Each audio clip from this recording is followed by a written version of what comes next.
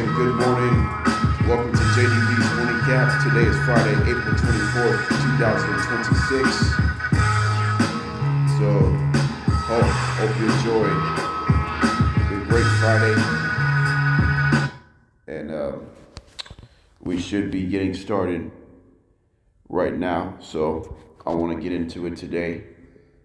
I want to talk about Game 3's recaps from yesterday and previewing today's Game 3.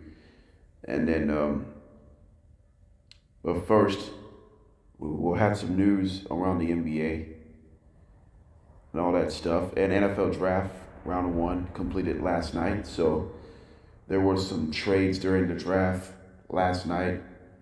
So let's get started. Last night, it was the NFL Draft. The Raiders have drafted Fernando Mendoza, the number 1 overall pick of the 2026 NFL Draft. So, here's the question right now about the NFL Draft. We've just been talking about out here, did the Raiders did the right thing to draft Fernando Mendoza? Yes, they did, without a shadow of a doubt. We know that Kirk Cousins is on the Raiders roster. So here's what's gonna happen. It's about young player versus experienced player. So this is a golden opportunity for Mendoza to shine in his first season. So let's get this thing started. Let's take a look at the rest of its draft picks other than Fernando Mendoza, number 1 pick. Number 2 pick, the New York Jets selected David Bailey out of Texas Tech, edge rusher. Here, number 3 pick was Jeremiah Love out of Notre Dame. The Arizona Cardinals selected it. Number 4, the Tennessee Titans selected Carnell Tate, wide receiver from Ohio State. Number 5 overall pick, the New York Giants selected Arvell Reese out of Ohio State, linebacker. Number 6 overall pick, the Kansas City Chiefs select Mansour Delane, cornerback out of LSU. Number 7, the Washington Commanders select Sonny Styles, linebacker out of Ohio State. Number 8 pick, Jordan Tyson, wide receiver out of Arizona State, the youngest brother of Jalen Tyson of the Cleveland Cavaliers player. Number 9 overall pick, Spencer Fano, offensive tackle out of University of Utah. Number 10, the New York Giants select Francis Maugua, offensive tackle out of University of Miami.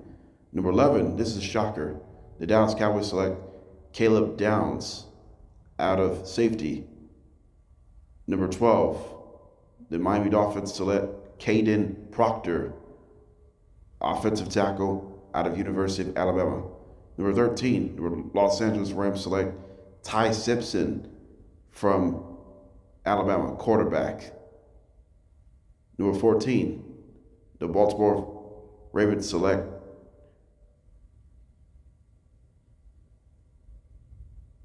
Ollie Vega Ione out of Penn State University, offensive guard. Number 15, Ruben Bain Jr. The Buccaneers selected Ruben Bain Jr., edge rusher out of University of Miami. Number 16, the New York Jets select Keon Sadiq, tight end out of University of Oregon.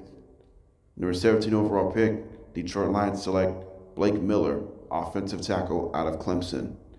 Number 18 overall pick, the Minnesota Vikings select Caleb Banks, defensive tackle out of Florida. Number 19 overall pick, the Carolina Panthers selected Moreau Freeling, offensive tackle, Georgia. 20 overall pick, The Philadelphia Eagles select Mekhi Lemon, wide receiver out of USC, University of Southern California. 21 overall pick, the Pittsburgh Steelers select Max Ihan. It's Max Ihan Anchor, offensive tackle out of Arizona State. 22nd overall pick, the Los Angeles Chargers select Akeem Maseder, edge rusher out of the University of Miami. Number 23 overall pick, the Dallas Cowboys select Malachi Lawrence, edge rusher out of the University of Central Florida. Number 24 overall pick, the Cleveland Browns select Casey Kasepian, wide receiver out of Texas A&M. 25th overall pick, Chicago Bears select Dylan Thieneman, safety out of Oregon. 26th overall pick, the Houston Texans select Keelan Rutledge, offensive guard out of Georgia Tech. Number 27 overall pick, the Miami Dolphins selected Chris Johnson, cornerback out of San Diego State. 28th overall pick, the New England Patriots select Caleb Lumu, offensive tackle out of Utah. Number 29 overall pick, the Kansas City Chiefs select Peter Woods, defensive tackle out of Clemson. 30th overall pick, the New York Jets select Omar Cooper Jr., wide receiver out of the University of Indiana. 31 overall pick, the Tennessee Titans select Keldrick Falk, edge rusher out of University of Auburn. And finally, the 32nd overall pick of the NFL draft, the Seattle Seahawks select Jadarian Price, running back out of University of Notre Dame. All right, so who won the draft last night as far as team? Who was the team biggest winner for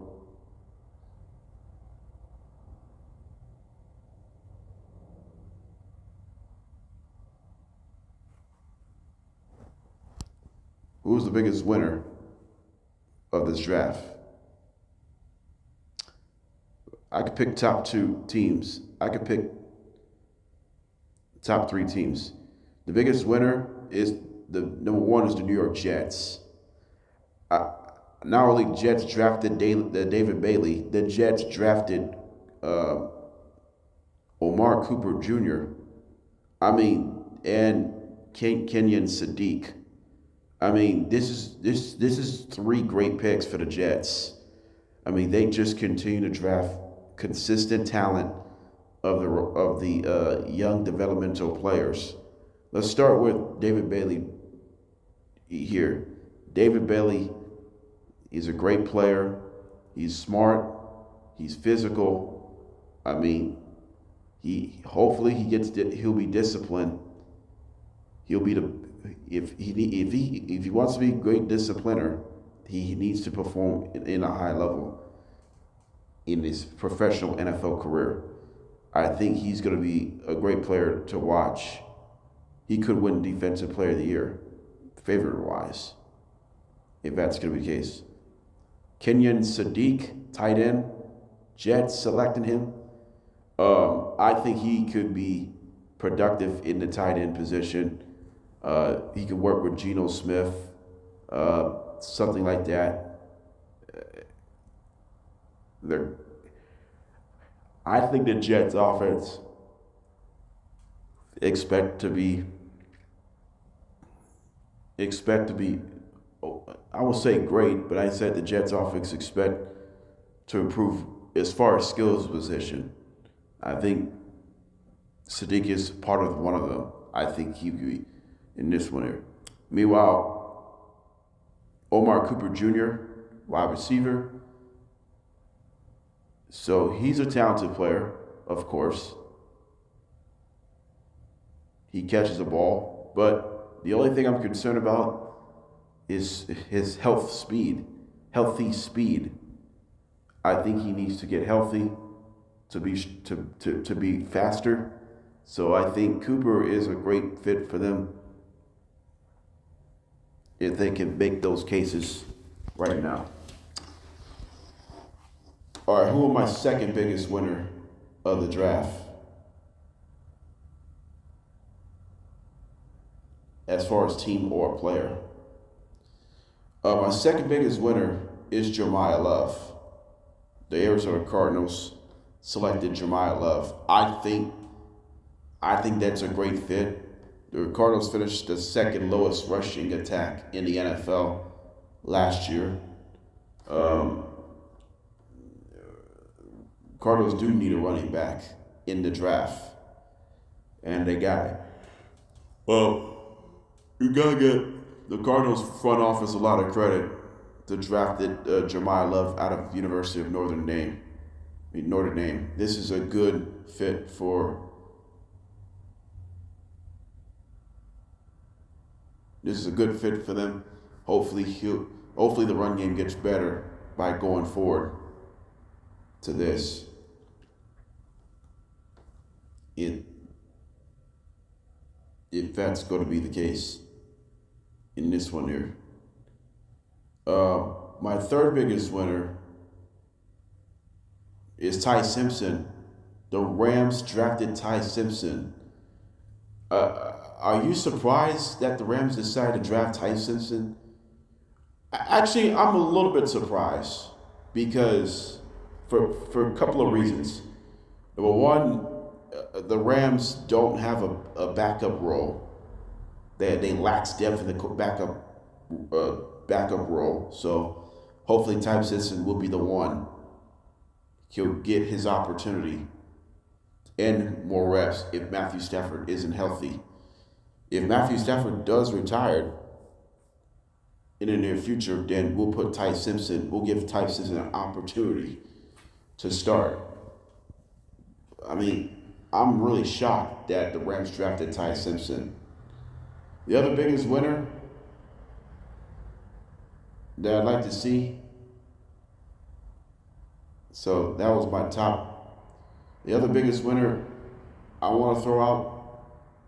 So who was the biggest steal of the draft? The Cowboys drafted Caleb Downs, safety. That was the big steal. The Rams, Ty Simpson is also the big steal of the draft. I thought the Steelers were going to draft Ty Simpson, but they didn't do it. They passed him. So the Cowboys get Caleb Downs instead of Alvaro Reese. The Giants would have drafted Caleb Downs instead of Alvaro Reese. Alvaro Reese was supposed to go middle rounds. But they're not doing a Micah Parsons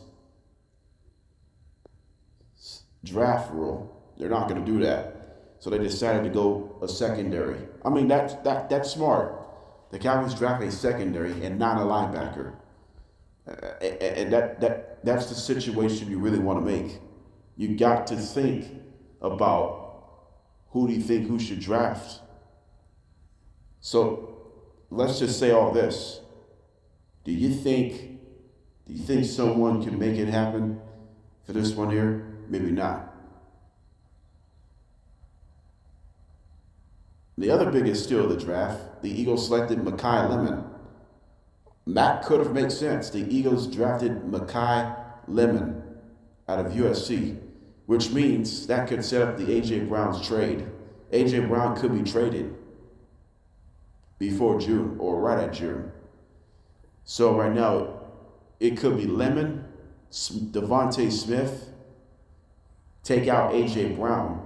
If you take out AJ Brown, then Mekhi Lemon is a younger wide receiver. Devontae Smith is an older wide receiver. So there you go. If you trust one of your two guys, then you put yourself in a great opportunity in this one here. The other biggest winner is the Cowboys, Malachi Lawrence. The Cowboys drafted Malachi Lawrence, edge rusher. It's a linebacker category. We've just been talking about, we see several biggest winners of the NFL draft. So there's a lot of stuff in that one. All right, let's take a look. Who are the biggest losers of the NFL draft that they should have should have done it? Well, there's some, not a whole lot. My biggest loser of the NFL draft,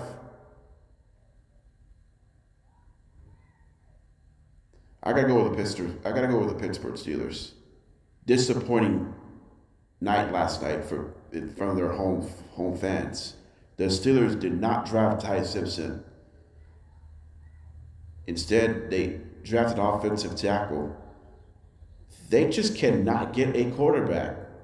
They refuse to get a quarterback. The Steelers already drafted Will Howard last year. I mean, that's understandable. But not drafting Ty Simpson with the Steelers, that's too bad. That is too damn bad. Because of that, they just don't have enough firepower in this one year. The other biggest disappointment, the biggest loser of the NFL draft, that I almost didn't mention,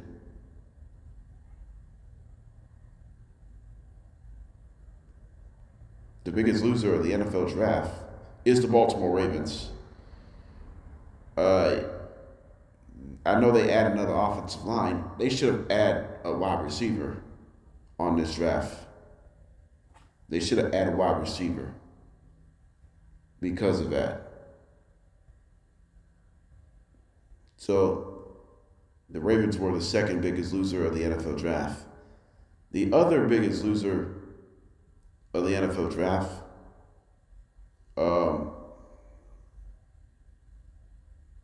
it's the Los Angeles Chargers. Definitely the Los Angeles Chargers. They should have drafted the offensive line in the first round. They should have drafted the offensive line. The Chargers, right now, they have so many guys. They don't have much depth in their offensive line position. They're still dealing with injuries dating back to their playoffs. So there's not a bunch of offensive line players are going to return. There could be multiple new guys because of that. All right, tonight it is a second and third round draft. So which players who did not make the first round cut? I'm going to pick notable players who unable to make a first round cut. The players who should have made to the first round. There's not that many, but there's only quite a few who didn't make the first round cut.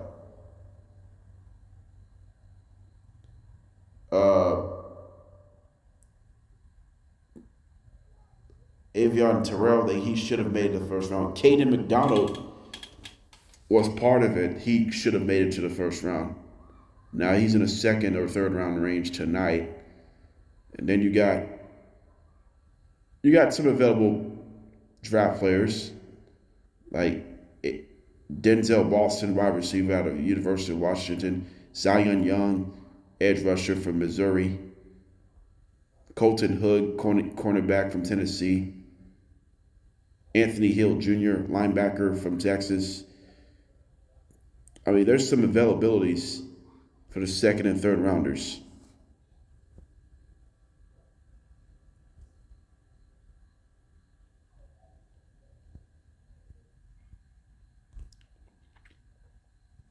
So other best QB available of their drafts: Carson Beck, Haynes King,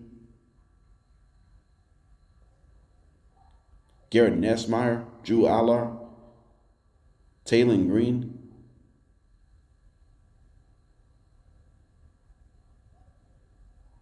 Diego Pavia. So there's only few people who's already in the draft right now. For the wide receiver position, Zachariah Branch from Georgia, Chris Brazo II out of Tennessee, Jeremy Bernard, wide receiver from Alabama, Antonio Williams from Clemson, Malachi Fields from Notre Dame. So for the running backs, Mike Washington Jr. from Arkansas, Nicholas Singleton from Penn State, Emmett Johnson from Nebraska, Damon Claiborne, right? Is Damon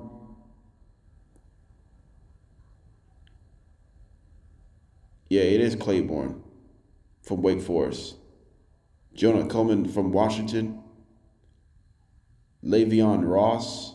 No, it's Le'Veon Moss from Texas A&M. So, so who do you think the Niners will have their first pick of the second round of the draft? So tonight it's rounds 2 and 3. Tomorrow will be rounds 4 through 7. So we're gonna keep that in mind. That the NFL draft continues tonight in Pittsburgh, Pennsylvania. We talk about the NFL draft and all that stuff going on. Let's go back to the number 1 pick. But actually, let's go back to that first round NFL draft. Do you think the NFL draft has continued to grow from it? It is. Now you can see this one. What do you think about last night's first round NFL draft? Was it great? Was it not the best? I won't say it wasn't the worst, but do you think the first round draft picks were okay, other than the top 3 pick, the top 4, at least the top 4 pick in the NFL draft, maybe 5?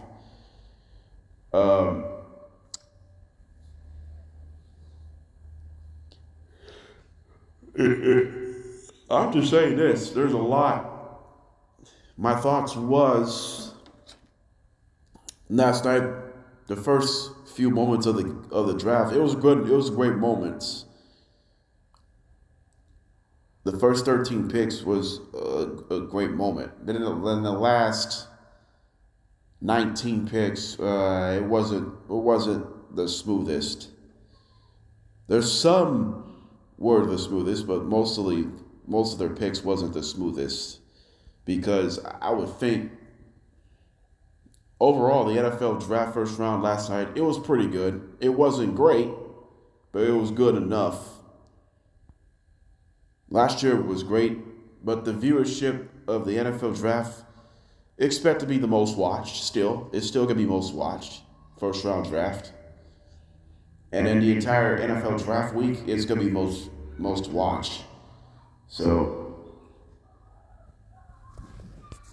they'll have NFL draft first round viewership for the next 24, 25, 48 television hours to see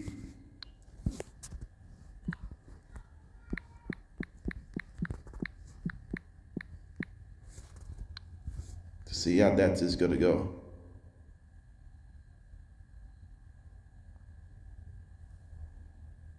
So as of last night, the viewership of the first round draft with 13.6 million viewers across ESPN, ABC, NFL Network, and digital platforms. That will be the second most watched in opening round on record. That's a good start. They expected more viewership for the next couple of days, between tonight and tomorrow afternoon. Throughout the afternoon. So that would be the case. So right now, this is a path of excitement.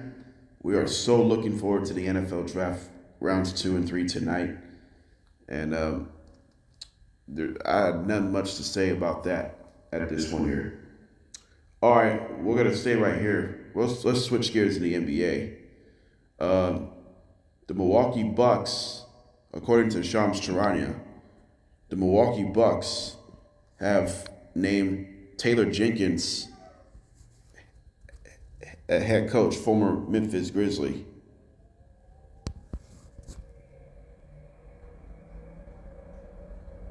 And Keldon Johnson wins the Sixth Man of the Year as well. Those are the news right now.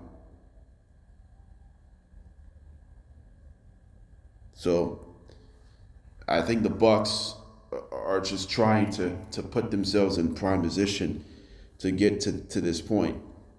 And that will be all of this one here. So the Bucks just need somebody. And Giannis is probably leaving Milwaukee since Taylor Jenkins becoming the Bucks head coach.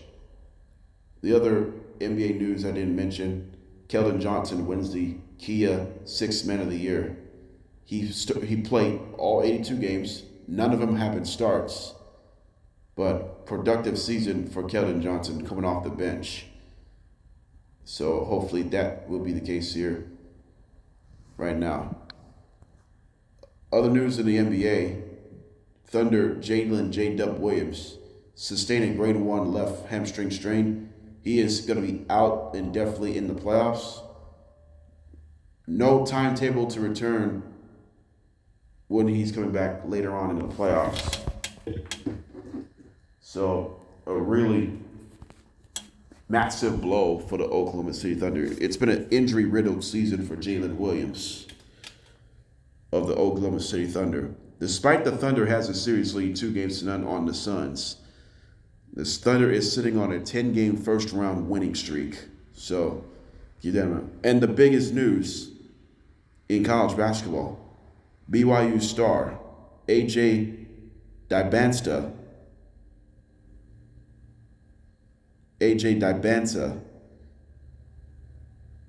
is declaring the 2026 NBA draft.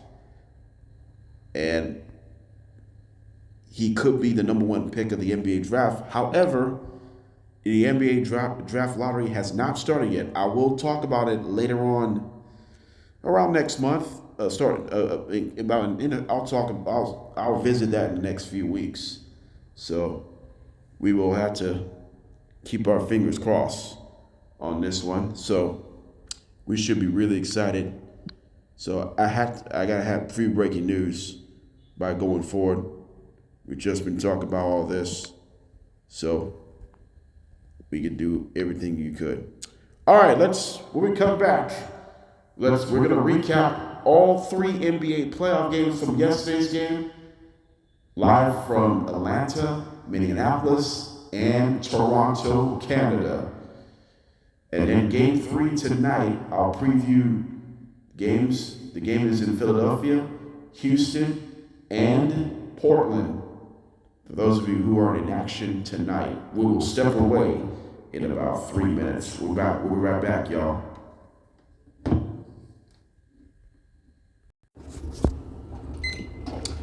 Welcome back to JDB's Morning Cap. Last night, it was a thriller once again in Atlanta.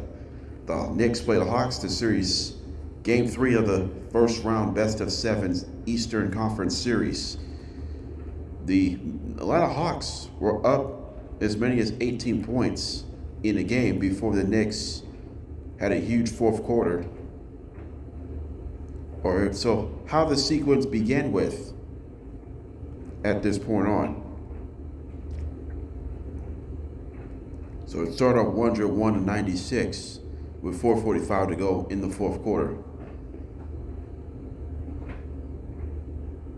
And it was 103-99 Hawks with 2:51 to go. OG Anunoby makes a huge three-pointer, make this a 1-point game. And then 3-point game in favor of the Hawks. Miles McBride hits a game-tying three-pointer with 1:41 to go. And then after McCollum's missed 2-pointer, Jalen Brunson hits a floating layup to put the Knicks ahead, 107-105. And then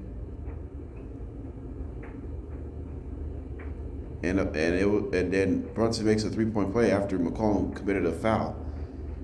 And then with 52 seconds left, Jalen Johnson makes a layup to make this a 1-point game. Hey, Knicks had a chance to put the Hawks on ice, and they could not score. The Knicks commit a shot clock turnover violation.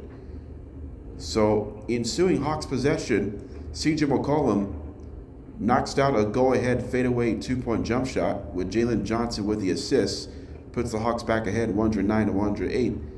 The Knicks will have to use its foul time because the Knicks lost the challenge a few minutes earlier in that quarter.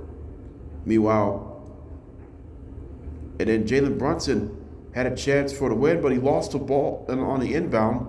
So Jonathan Kuminga delivers a clutch game-winning steal, and the Hawks takes Game 3 as well, and they jump ahead of the series 2-1. Hawks have a chance to take a commanding 3-1 series lead with a win here tomorrow night, right here in Atlanta. So let me ask this question about that game last night.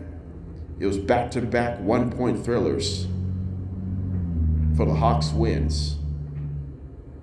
Right now, has the Hawks been more physical team, or the Knicks have just continued to shoot themselves in the foot in the clutch game in the playoffs? Well, it's been the Hawks' physicality. I mean, it's been a Hawks physicality, especially early in the game. We talk about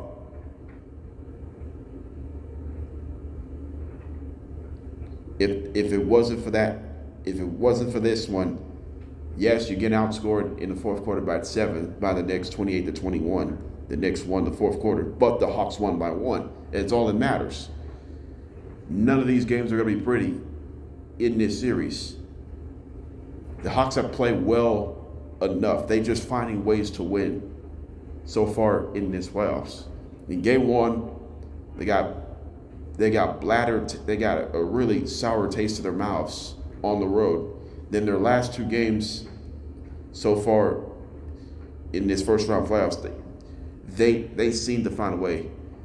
Game 2, the Hawks came back and beat the Knicks. Then Game 3, Knicks tried to return the favor. They came back, but the Hawks prevailed in the final moments of the game. Hawks prevailed at the final 2 possessions. CJ McCollum with a game-winning fadeaway jump shot. He led the way with 23 points. Actually, no, Keldon Johnson had 24 points. He led the way.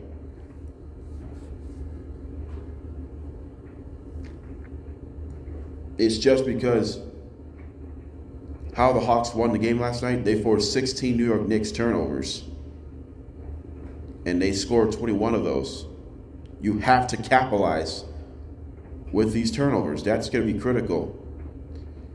Even though the Hawks got outscored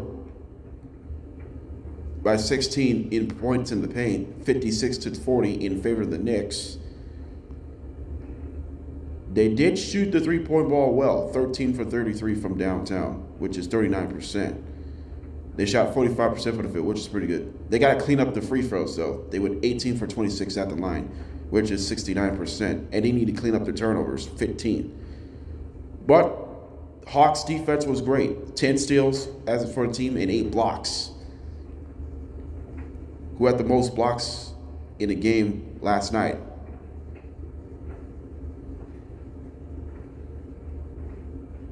Okongwu and McCollum had tied with 2 blocks. Okongwu and McCollum had combined 4 blocks. Dyson Daniels had 3 of the 8 team steals.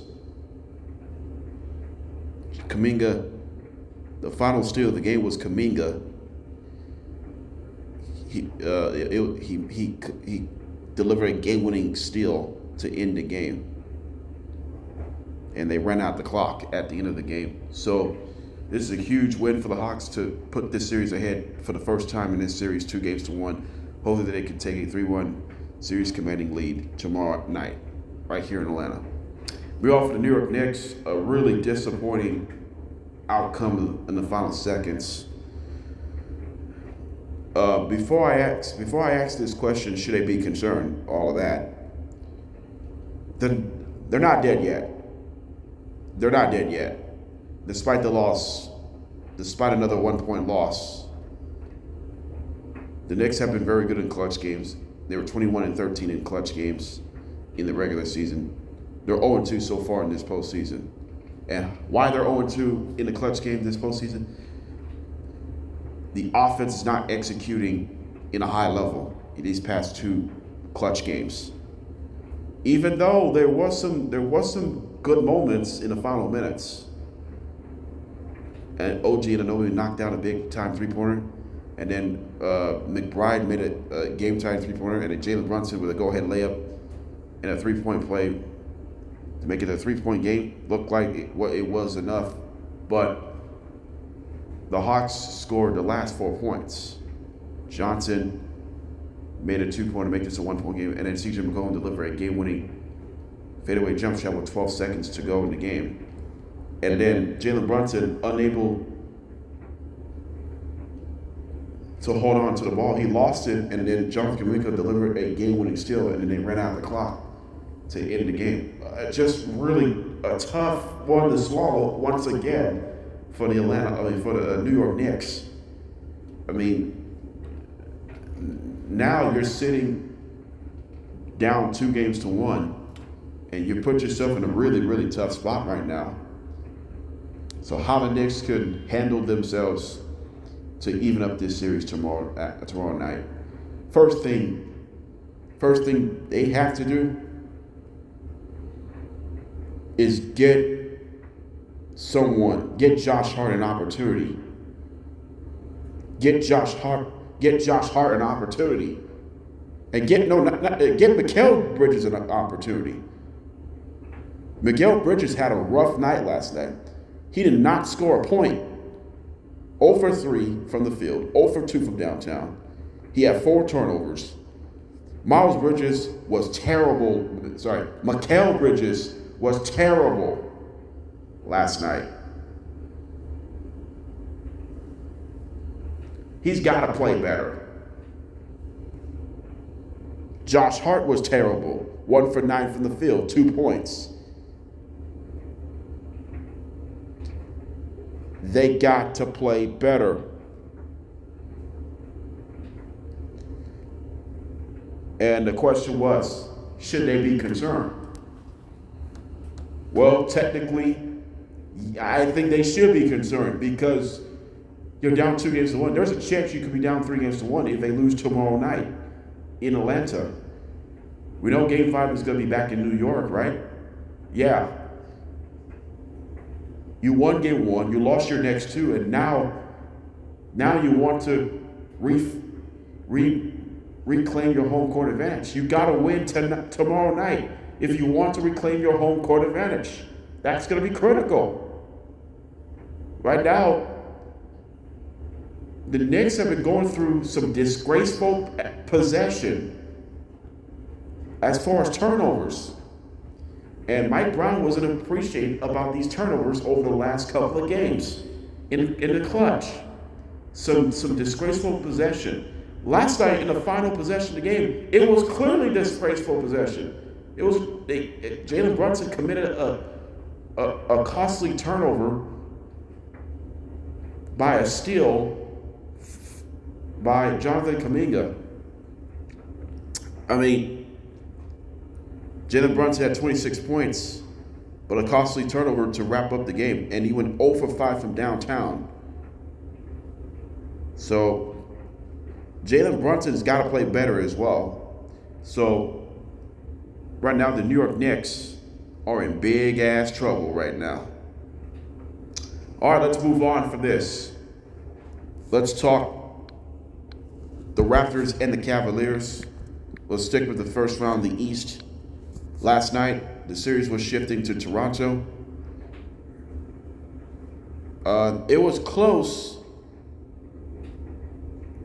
through the first 3 quarters before the Raptors poured a 43-point fourth quarter to defeat the Cavaliers 126 to 104. Raptors scored 43 fourth quarter points, comparing the Cavs' 23 fourth quarter points. And who did the most damage down the stretch? Scotty Barnes, RJ Barrett had 36 combined points, 33 apiece between Barrett and Barnes. But who was the X factor? Colin Murray Boyles.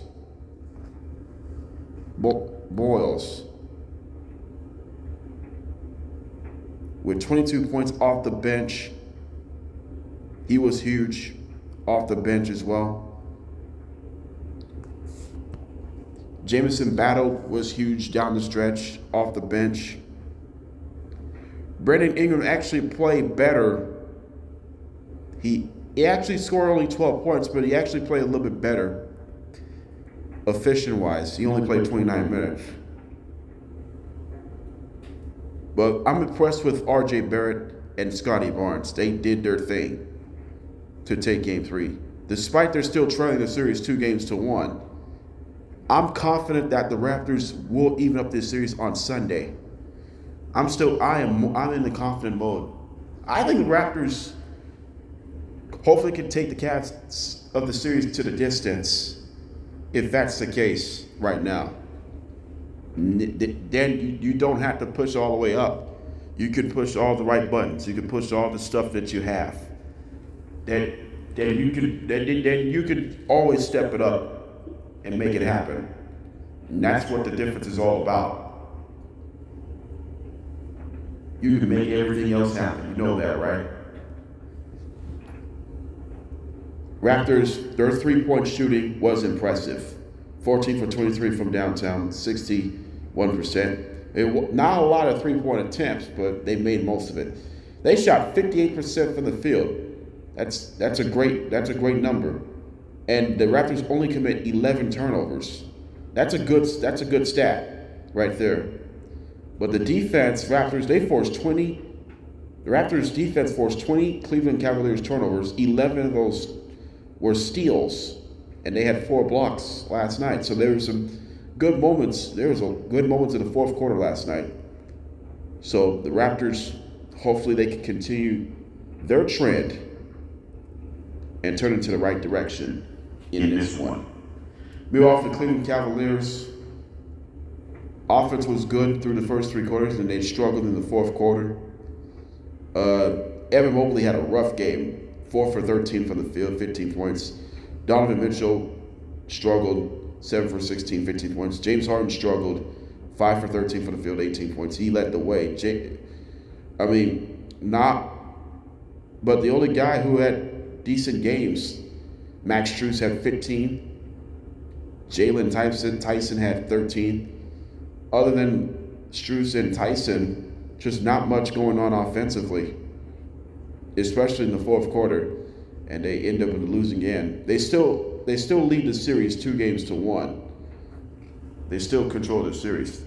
Now, how the Cavs bounce back to try to take commanding 3-1 series lead, they need to get off to a faster start. If they don't do that, then this could be a potential best of 3. You do not want that to happen. You do not want that to happen. All right, let's move on to that Western Conference first round, Game 3. The series shift to Minneapolis, Minnesota. Anthony Edwards led the way. Actually, Ayu Dosunmu led the way with 25 points. Jaden Daniels had 20. Julius Randle had 15. DiVincenzo also had 15. Anthony Edwards didn't do much. He had 17 points. But it's about the Minnesota Timberwolves defense. They held the Nuggets to 34% from the field, 25% from downtown, and an impressive Game 3 win for the Minnesota Timberwolves. And the Minnesota jumps ahead in the series 2-1. Was it a great defensive performance for the Minnesota Timberwolves or a terrible offensive performance of the Denver Nuggets? I'm going to start with impressive Timberwolves defense last night. They held to 96 points, and they held to 34% shooting. This is the Nuggets team. They did not shot not a single game for the Nuggets. They shot below 40%. Nuggets did not shoot below 40% for the entire regular season. And now Timberwolves becomes the first team to held the Nuggets below 40%, either in the regular season or postseason. It's a great performance by this defense when I look back at it. DiVincenzo had 4 steals. Gobert had 3 blocks. We've seen great defensive moments for this one. Did the Timberwolves shoot the 3-point ball well? No, they didn't shoot the three-point ball well. Just 9 for 34 from downtown, which is 27%. But they did shoot 47% from the field. They're actually been effective as far as field goal. They commit just 10 turnovers. So that was a good sign. When you win games, you commit few turnovers. So you have to win games when you take care of the basketball and just be efficient offensively and be aggressive in the paint. So they need to do a better job not settling three-point jump shots. And that's how you win. That's how you win games like that. Because of that, then there's a there's a big difference. This one, we offer for Denver Nuggets. Nuggets did not shoot below 40% from the field all regular season long until last night. They shot 34%. That was the worst field goal percentage that the Nuggets have shot it the entire season, all season long, either the regular season or postseason. Nikola Jokic, he's got 27 points, 7 for 26 from the field. He is not himself in this series so far. He is not himself. Nikola Jokic is not himself his last couple of games. He is 15 of his last 46 as far as field goals. In his last 2 games, he scored 47 points. And he's shooting 33% from the field in each of his last 2 postseason games. That is not a good sign for Nikola Jokic. I know his injury had plagued him, but right now he's shooting he's not shooting the ball really well in this series. The Wolves defense seemed to figure it out. As Rudy Gobert is having a very good series. If Rudy Gobert plays well against Jokic in this series, I think Minnesota Timberwolves could win this series. Because if Jokic doesn't play well every single game, this series could go to 6 games, maybe 7. It could be 7 games, but if the Nuggets do lose this series either in 5, 6, or 7 games, what went wrong for the Denver Nuggets? Nuggets finished the number 2 offensive rating in the NBA this season. And if Game 4 is tomorrow, this season could be in jeopardy if they don't win tomorrow night. Game 5 is on Monday back in Denver. Game 4 in Minnesota. Game 4 is tomorrow in Minnesota. With Minnesota has a series advantage, 2-1.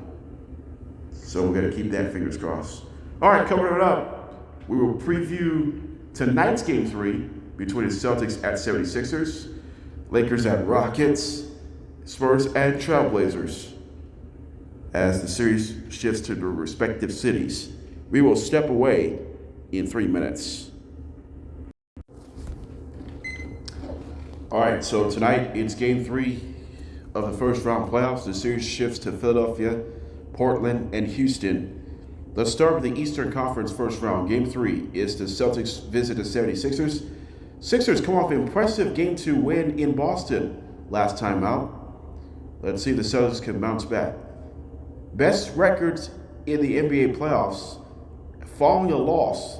The Celtics have the best record in the NBA after the loss in the playoffs since 2022. So, since 2022 playoffs, the Celtics have the best record in the NBA. Second one is the Warriors. So, Celtics have success following a loss in the playoffs. Will the Celtics continue their trend here tonight? Oh yeah, they will continue their trend tonight following a loss. Because Celtics, during Tuesday's loss, they said the loss was good for us because we didn't shoot the ball as well as we did in Game 1. So now we got a pretty good chance to prove ourselves and get a big win on the road. in this series. So how they can do that? They need Jason Tatum, Jaylen Brown. They need anyone else. They need Derek White to step up if he wants to get back on track. Derek White is having a tough regular season. Derek White has struggled offensively. I mean, I know numbers might be worn down for him, but we've seen that happening time and time again. So hopefully the Boston Celtics tonight expect to be better and try to get that going. If that's the case, then you put yourself in a better position.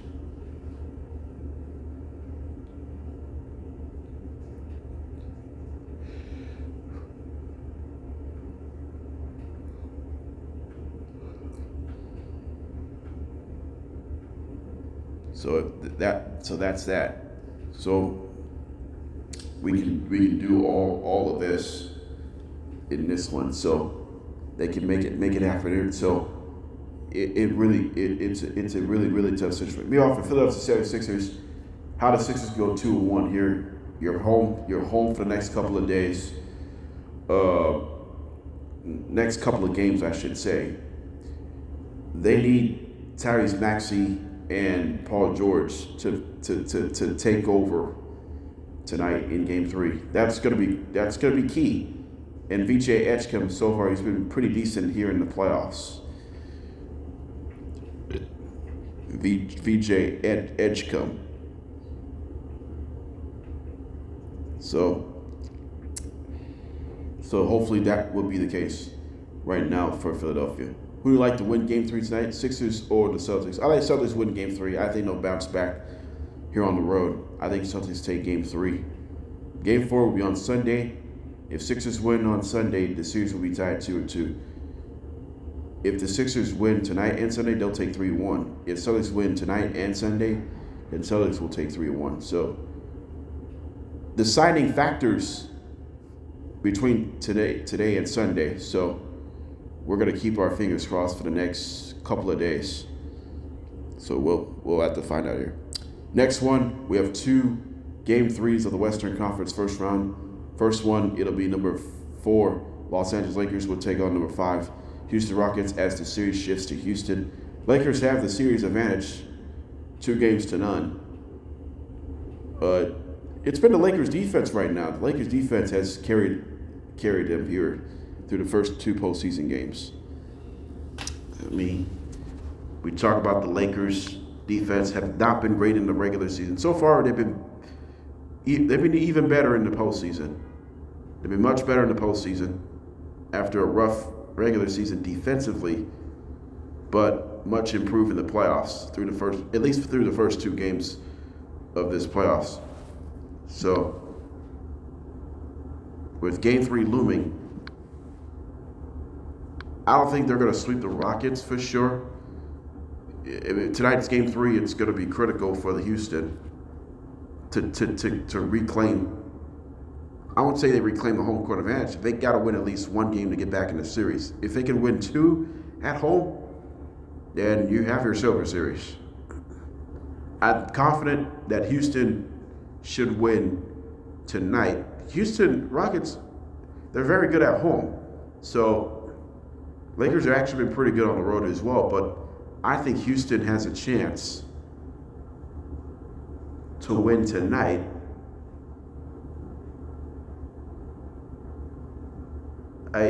And Sunday. So if they can do that, then that would have made sense because of it.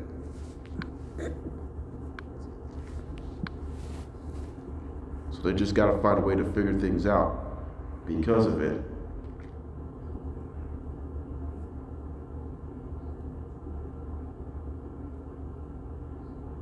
So you would have done it if you put yourself in the right position right now in this one. Who do you like? And they need Kevin Durant giving the ball here in the fourth quarter. Jabbar Smith needs to step up. Amen Thompson has to step up. Someone has to step up if they want to win Game 3 to put this series on the board. So who would like to win Game 3 tonight? Lakers or Rockets? I think Rockets win tonight. I think Rockets should dominate the Lakers tonight to keep theirs to extend the series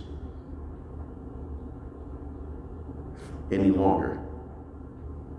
Then the next one tonight, it'll be the Spurs at the Blazers, Game 3. Victor Wembanyama will be questionable tonight playing Game 3. There's potential, Mitch Johnson said there's a potential optimism that he will play tonight, despite he left Game 2 in the concussion protocol in a 3-point loss to the Blazers in Game 2 in San Antonio. So, will San Antonio bounce back after a heartbreaking loss in Game 2? I think they will.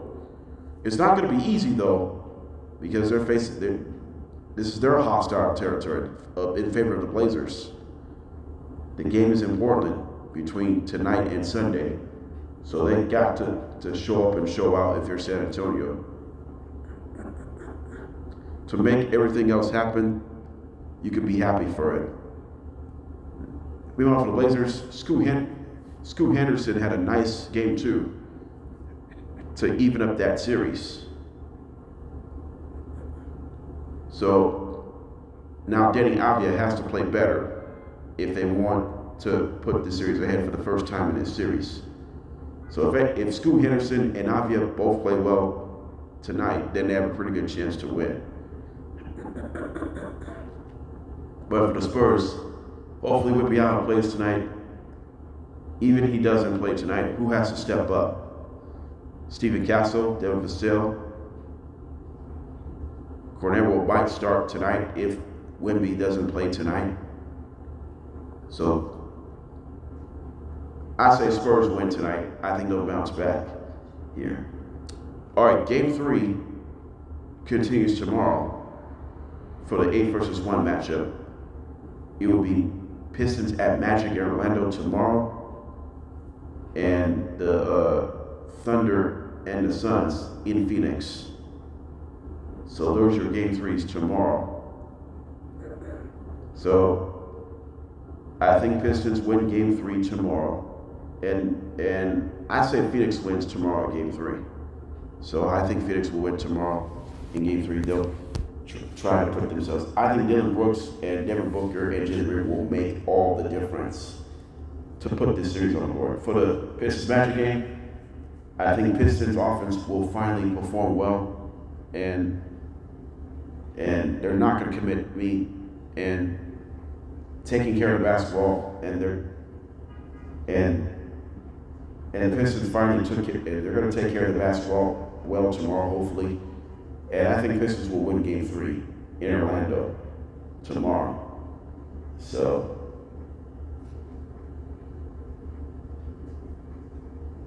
Jamal Mosley is 2-0 in Game 3s as a head coach for the Magic.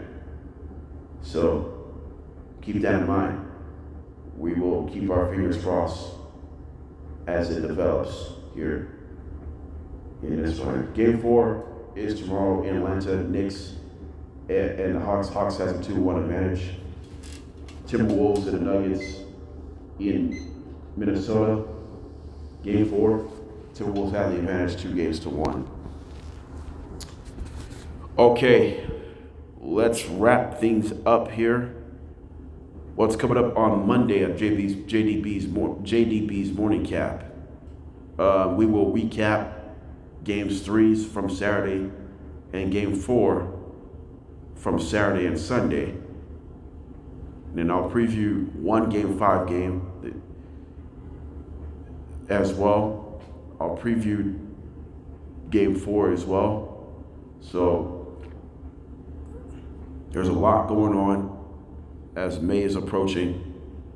So as the NBA playoffs will continue as it develops here.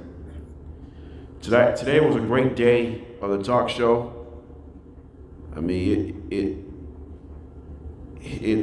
I have to say it's a great day because it's been a busy week. We had NBA draft. We have NFL draft started yesterday. It continues today, ends tomorrow. NBA playoffs began last week.